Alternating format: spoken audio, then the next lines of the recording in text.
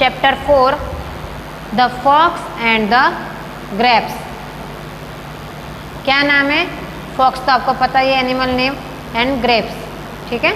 उसके बारे में आपको यहाँ पे पोयम है, किसने लिखी है? जोसेफ लॉरेन ने लिखी है, ठीक है। आपको पहले रीड करते चलो।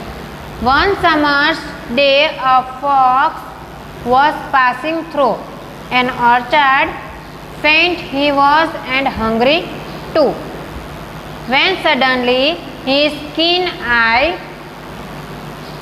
chanced to fall upon a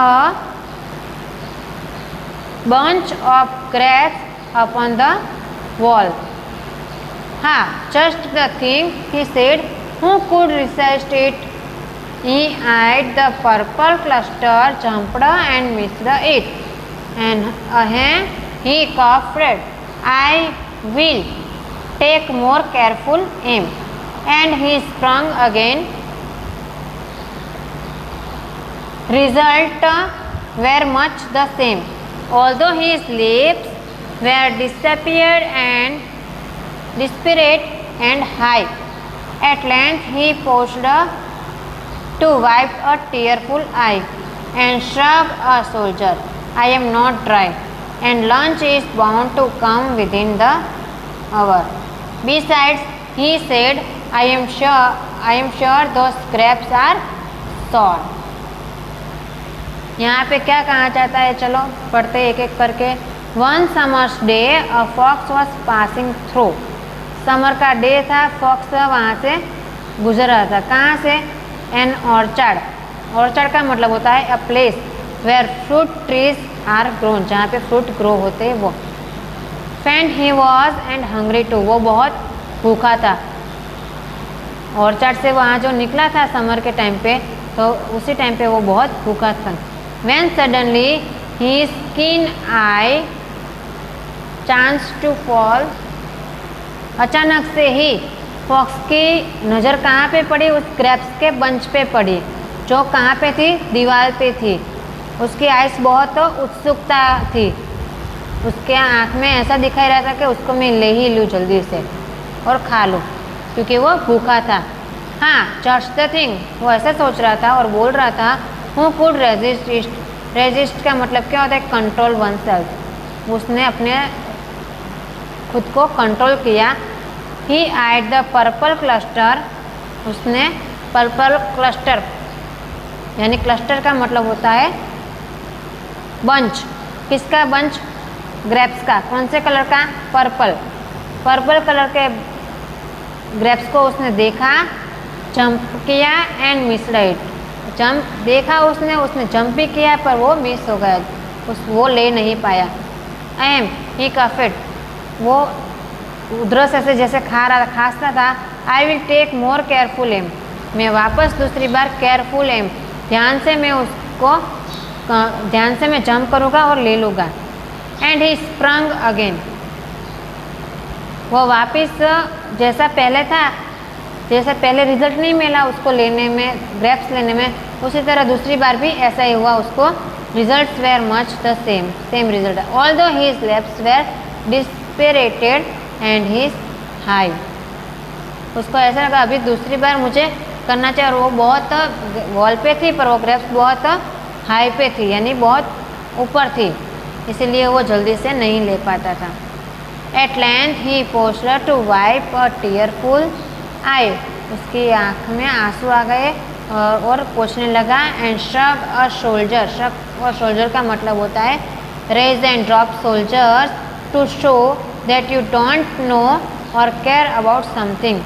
मैं कोई उसकी केयर नहीं कर, आई एम नॉट ट्राई, मैं नहीं भूलूँगा, मैं करके दिखाऊँगा।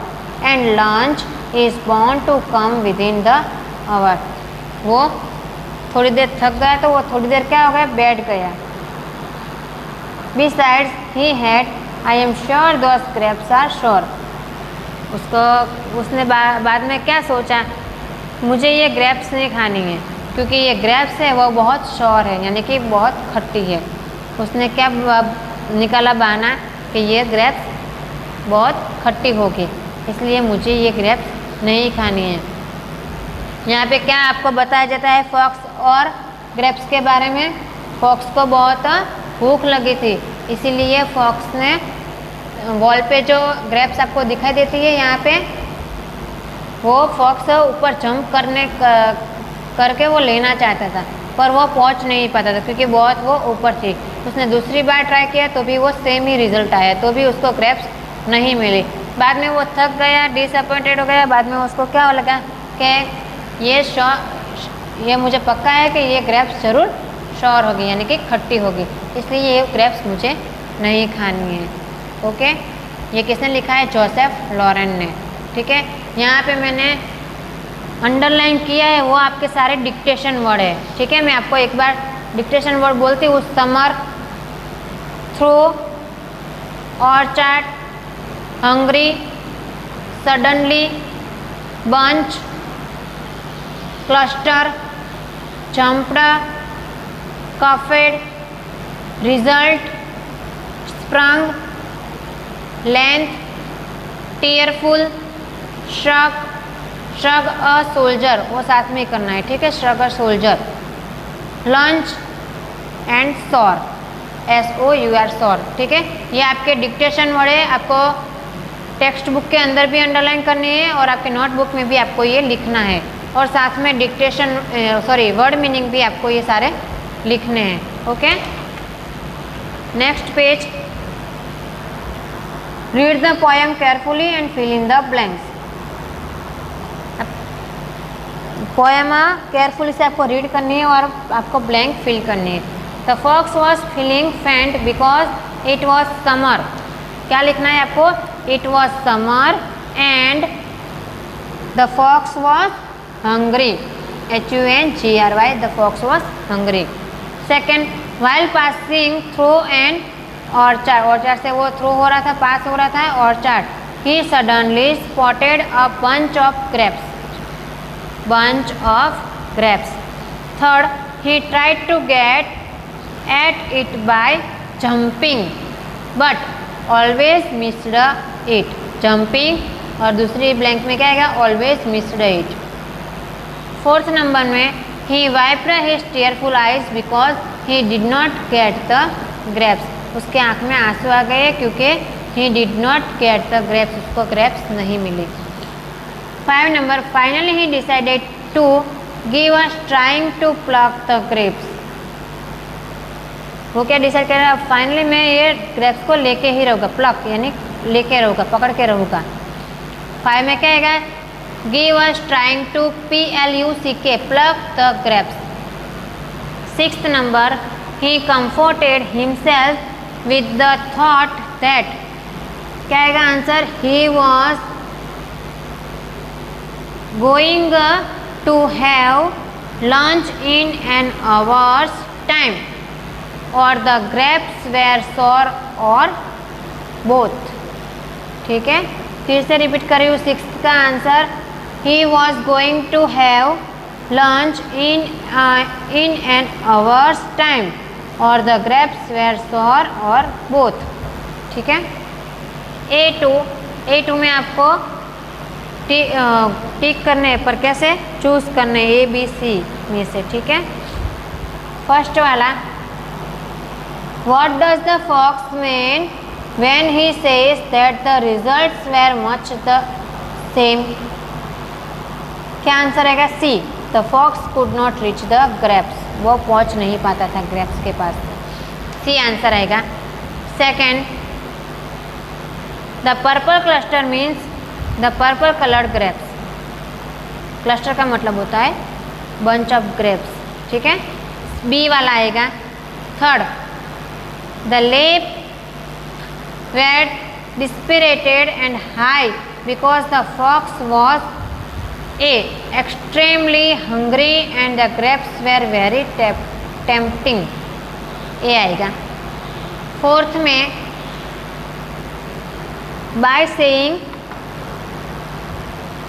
saying the grapes were sour, the fox meant B, that the grapes were beyond his reach and he did not want to admit defeat, B।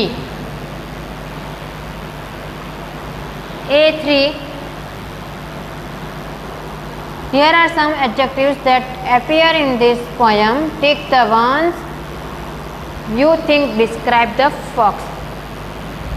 Then write the reason why you think so. यहाँ पे क्या है? Here are some adjectives that appear in this poem. Tick the ones you, आपको टिक करने हैं, ठीक है?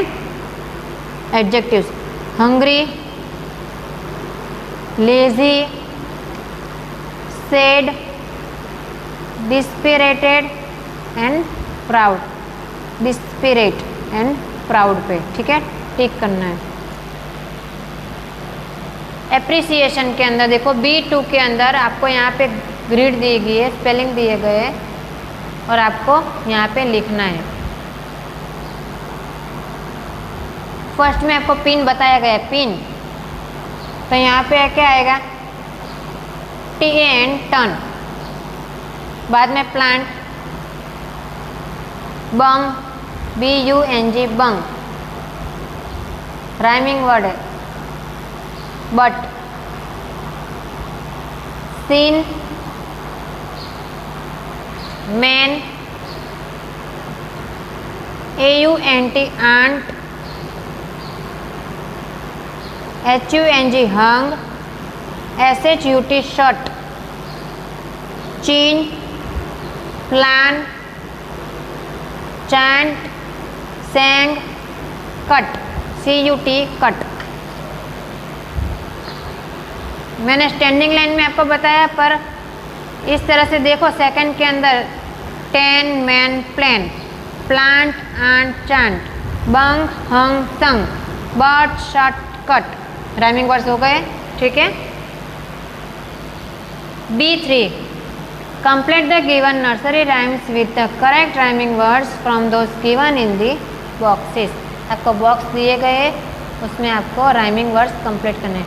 डिंग dong bell, BELL bell, क्या आएगा? Ding dong bell, pussy's in the well, WELL well. Who put her in little Johnny thin, little Johnny thin. Who pulled her ours, OUR our, little Tommy shout. What a naughty boy was that to try to drown poor pussy cat. Pussy cat आती थी ना, वो उसके बारे में poem, nursery poems दी गई है और आपको इसमें से ग्रिड में देख के, आपको स्ट्रिप में देख के आपको यहाँ पे फिल करना है। Okay, next page. Frogs jump, caterpillars hump, HUMP hump, worms wiggle, bugs, GIGGLE giggle, rabbits hops, horses clop, CLOP clop, snakes slide, seagulls glide, GLIDE glide, mice creep deer leap, LEAP leap, puppies bounce, kittens pounce, POUNCE, lions stalk but I walk, WALK walk, ठीक है। बाद में C1 में देखो, circle the words in which ED ending has at T sound. Last में T sound बोला जाता है, वहाँ पे आप, वहाँ पे ED एंडिंग में क्या होगा? ED, वहाँ पे आपको सर्कल करने हैं। क्रॉप्ड, जहाँ पे T साउंड यूज होता है वहीं पर ही। Cropped, chapped, tossed, crushed, rock, coached, licked, leaked, ripped, hushed, pitch, ठीक है। यहाँ पे आपको सर्कल करने हैं। C2 find 3 words each that end in the sound shown in the table, then write their end forms and read them aloud correctly. Words that and in it. P first में है clap, second में type, third में LEAP लेप। ED वाला form clapped, typed, लेपेड, ED लगाना है आपको। यहाँ पे टी साइलेंट है, टी वाला, यहाँ पे ईडी वाला। के लास्ट में के होना चाहिए। टॉक, ब्लॉक, टिक, वैसे ही यहाँ पे ED talked, black, blocked, BLO, ticked, tick, वैसे ही SH वाला push, brush, dash, pushed, brushed, dressed, brushed. ED F puff, PUFF, puff, stuff, snuff, puffed, stuffed, snuffed. Reach CH में फर्स्ट वाला रीच, टॉर्च, स्क्रैच, CH है last में। यहाँ पे ED reached, torched and scratched. ठीक है, listening and speaking आपको नहीं करना है और राइटिंग भी आपको यहाँ पे नहीं करना है। ओके, आपको मैंने जो अंडरलाइन की थी यहाँ पे,